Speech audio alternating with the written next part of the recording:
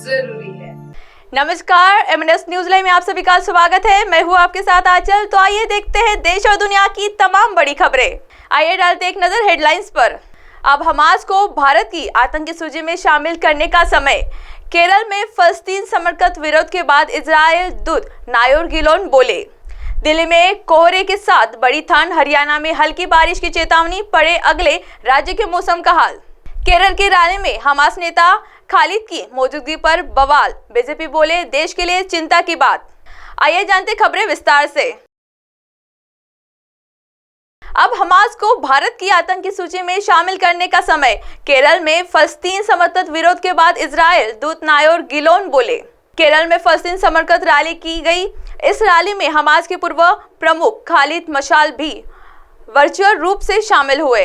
मशाल के वर्चुअली कार्यक्रम को संबोधित किया, जो केरल के जमात ए इस्लामी की युवा शाखा सॉलिडेरिटी यूथ मूवमेंट द्वारा आयोजित किया गया था। इस रैली के बाद इजराइल के राजदूत नायोर गिलोन ने कहा कि अब हमास को भारत की आतंकवादी सूची में जोड़ने का समय आ गया है। इजराइल और हमास के बीच लगातार युद्ध जारी है। इस युद्ध में पूरा विश्व दो भागों में बांटा हुआ है। भारत इस युद्ध में इजराइल का साथ दे रहा है। वही इस युद्ध को लेकर अलग अलग जगहों पर इजराइल और फलस्तीन के समर्थन के लिए प्रदर्शन किया जा रहा है। इसी प्रदर्शन के कड़ी में केरल में एक फलस्तीन समर्थक रैली की गई और इस रैली के दौरान हमास के पूर्व प्रमुख खालिद मशाल भी वर्चुअल रूप से जुड़े, जिसके बाद भारत में इजराइल के राजदूत नायोर गिलोन ने इस रैली और इसमें खालिद मशाल वर्चुअली जुड़ने पर आश्चर्य व्यक्त करते हुए कहा कि अब हमास को भारत के आतंकवादी सूची में जोड़ने का समय आ गया है। इजरायली दूत ने एक्स पर अपनी आधिकारिक हैंडल से पोस्ट किया। अविश्वसनीय, हमास का आतंकवादी खालिद मशाल कतर से केरल के एक कार्यक्रम में यहूदीवाद को उखाड़ फेंको के नारे लगा रहा है। आइए बढ़ते हैं अगली खबर की ओर। दिल्ली में कोहरे के साथ बड़ी ठंड, हरियाणा में हल्की बारिश की चेतावनी, पड़े अगले राज्य के मौसम का हाल। राष्ट्रीय राजधानी सहित पूरे देश में मौसम तेजी से करवट ले रहा है। दिल्ली में इस सीजन में पहली बार शनिवार को न्यूनतम तापमान 15 डिग्री सेल्सियस से कम दर्ज किया गया है। मौसम विभाग ने बताया कि अगले 2 दिनों के लिए तमिलनाडु और केरल में भारी बारिश होने की संभावना है।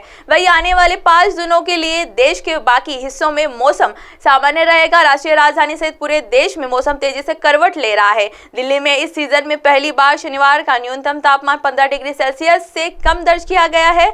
मौसम विभाग ने बताया कि दिल्ली में रविवार को आकाश साफ रहेगा, हालांकि सुबह के समय धुंध बनी रहेगी। आईएमडी ने बताया कि आगे आने वाले कुछ दिनों तक राजधानी का मौसम ऐसा ही बना रहे।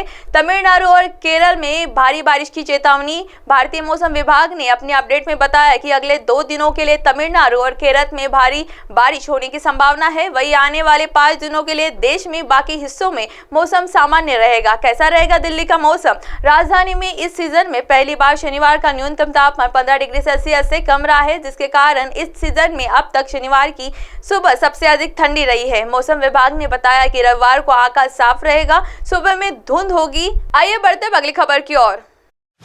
केरल की रैली में हमास नेता खालिद की मौजूदगी पर बवाल, बीजेपी बोली देश के लिए चिंता की बात। केरल में जमात ए इस्लामी की युवा शाखा सॉलिडेरिटी यूथ मूवमेंट ने फलस्तीन के समर्थन में एक सभा का आयोजन किया था। इस कार्यक्रम में हमास नेता वर्चुअली रूप से शिरकत थी। अब इसे लेकर बीजेपी ने सवाल उठाए हैं। वीटी रेमा ने कहा है कि यह चौंकाने वाली खबर है और देश के लिए चिंताजनक बात है। इजराइल हमास युद्ध को 3 सप्ताह से अधिक का समय हो गया है, लेकिन युद्ध के थमने को कोई आसार नजर नहीं आ रहे हैं। इसी बीच केरल में फलस्तीन के समर्थन में एक रैली का आयोजन किया गया। इस रैली में हमास नेता भी वर्चुअली रूप से शामिल हुए। हालांकि भाजपा के केरल उपाध्यक्ष ने एक सवाल खड़े किए हैं। केरल में एक रैली में शामिल हुए हमास नेता खालिद मशाल के रैली में वर्चुअल शामिल होने पर केरल की भाजपा उपाध्यक्ष वीटी रेवा ने हैरानी जताई है। उन्होंने कहा कि हमास नेता खालिद मशाल का रैली में वर्चुअल तौर पर शामिल होना इस्लामिक आतंकवादियों के लिए एक समूह ने भारत जैसे धर्मनिरपेक्ष देश में अपनी असली मानसिकता दिखाई है। केरल भाजपा अध्यक्ष ने उठाए सवाल। वही केरल भाजपा अध्यक्ष ने के सुरेंद्रन ने भी हमास नेता के कार्यक्रम में शिरकत पर सवाल उठाए हैं। उन्होंने राज्य सरकार की आलोचना करते हुए कहा कि इस तरह के आयोजन अस्वीकार्य है।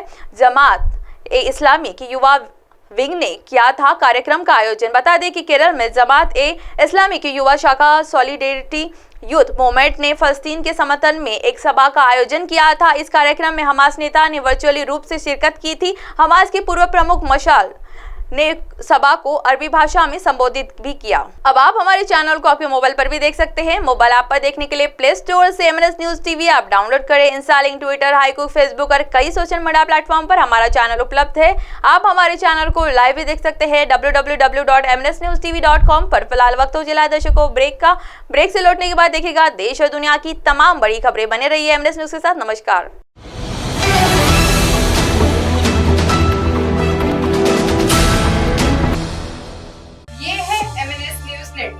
और आप देख रहे हैं MNS न्यूज।